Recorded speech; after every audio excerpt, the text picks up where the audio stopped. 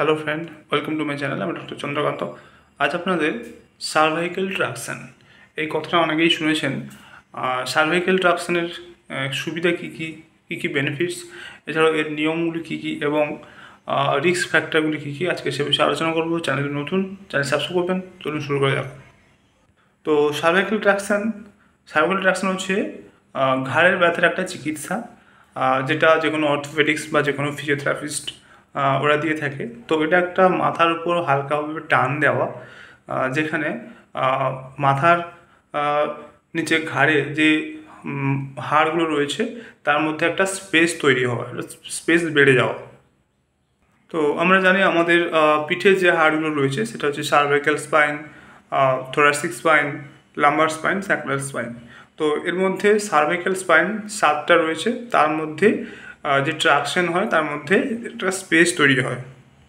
তো এই cervical traction দু ধরনের হয়ে থাকে। প্রথমত হচ্ছে ম্যানুয়াল ট্রাকশন, আর একটা হচ্ছে ইলেকট্রিক্যাল ট্রাকশন বা যেটা যান্ত্রিক ট্রাকশন।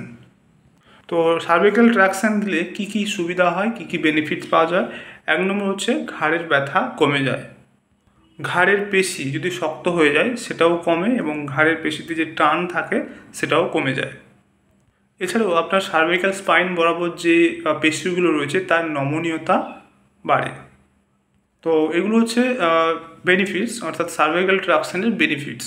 ট্রাকশন দিলে এই উপকার পাওয়া যায়। এরপরে কী কী রিস্ক ফ্যাক্টর থাকে, কোন কোন ক্ষেত্রে এটা দেওয়া যাবে না? 1 নম্বর হচ্ছে ক্লাস্ট্রোফোবিয়া। যারা ক্লাস্ট্রোফোবিয়া আক্রান্ত তাদের ক্ষেত্রে দেওয়া যাবে না। যারা প্রেগনেন্ট তাদের ক্ষেত্রেও দেওয়া যাবে না।